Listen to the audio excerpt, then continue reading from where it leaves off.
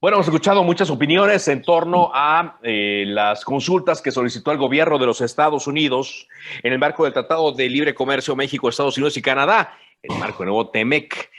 Pero faltaba una voz importante, que es la voz del Senado de la República, porque al final de cuentas el Senado fue el que aprobó este documento. Y está con nosotros el senador Héctor Vasconcelos para platicar sobre el asunto. Gracias por acompañarnos, senador. ¿Cómo está?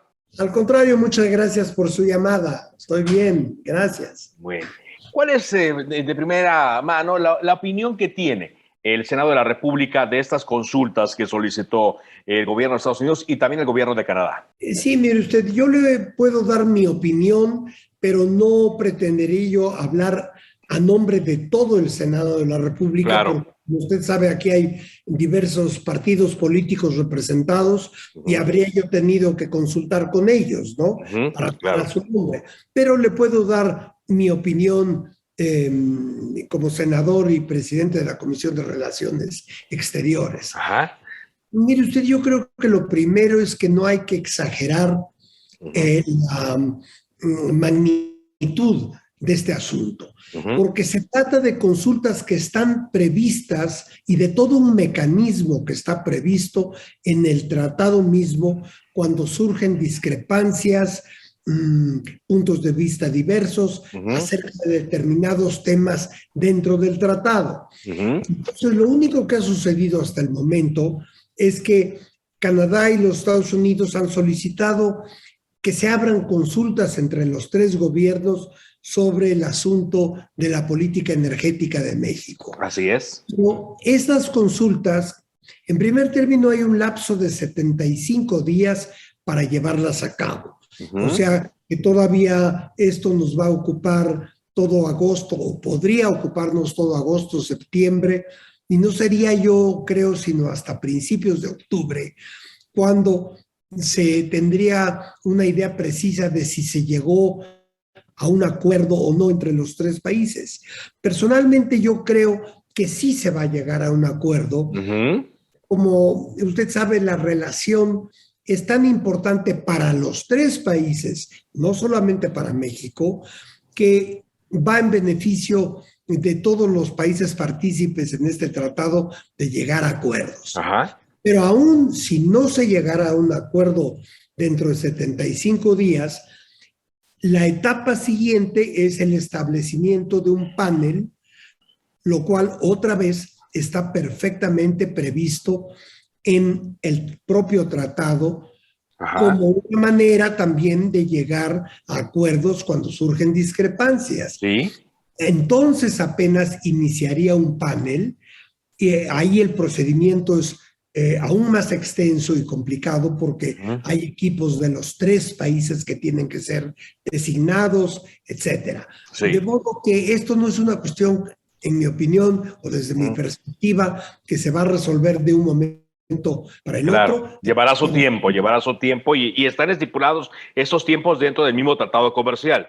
Exactamente, no estamos en una situación en que haya surgido de pronto una crisis. Este tipo de desacuerdos son comunes en tratados de libre comercio, en tratados de esta naturaleza, sobre todo que el TEMEC tiene una gama de temas muy amplios y es una cosa hasta cierto punto normal, diría yo, entre los países que participan en estos acuerdos o tratados. Claro. Ahora, lo que mucha gente se pregunta en este momento es, a raíz de lo que hemos escuchado del lado mexicano, que si el gobierno de México está consciente de lo que se firmó, a juzgar por las declaraciones que hemos escuchado, que han sido pocas en realidad, pero que Estados Unidos acusa al gobierno mexicano de violar 4 artículos del tratado comercial. Digo, es, como usted lo dice, lo que se va a discutir, lo que va a intentar solucionarse a través de estos mecanismos,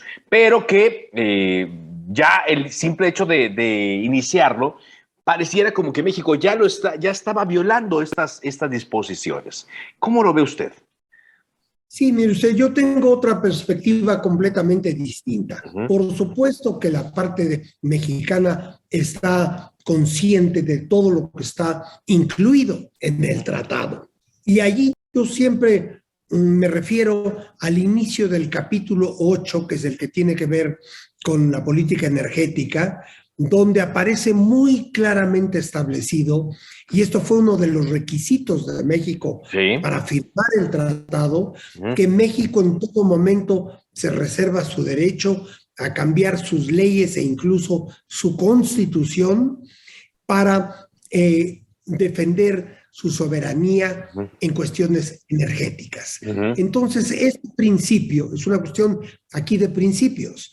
Este principio fue aceptado por la parte norteamericana y por la parte canadiense, y por lo tanto no podrían llamarse a sorpresa en lo conceptual, en lo general. Ya en los detalles, pues precisamente las consultas actuales y eventualmente el mecanismo posterior ya aclararían cuestiones más bien de detalle. Ahora, yo creo que hay una cuestión de fondo aquí que consiste en que desde la perspectiva mexicana, la defensa de Pemex y de la Comisión Federal de Electricidad es algo a lo que México tiene derecho. Estas dos instituciones por décadas han sido, digamos, el ancla, una parte medular, una columna dorsal de la actividad económica en México, y por lo tanto México tiene todo su derecho desde mi punto de vista de reforzar estas dos instituciones. Y yo creo que cualquier país extranjero que trate con México podrá y tendrá que reconocer ese hecho histórico, además.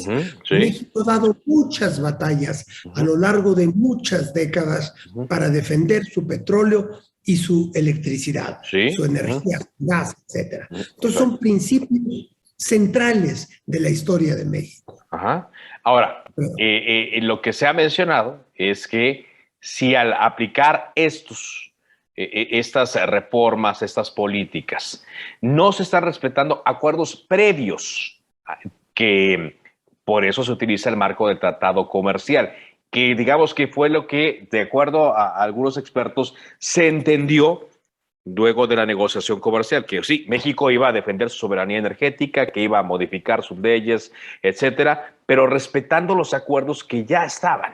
Sí, en efecto, eso hace una enorme diferencia. Una cosa es referirse a los acuerdos con compañías específicas que se habían firmado antes del tratado, y otra cosa son los acuerdos que se han establecido posteriores al acuerdo.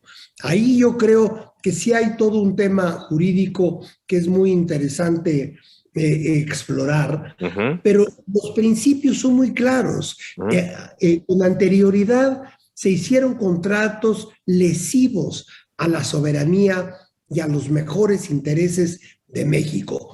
Estos contratos fueron establecidos por gobiernos anteriores.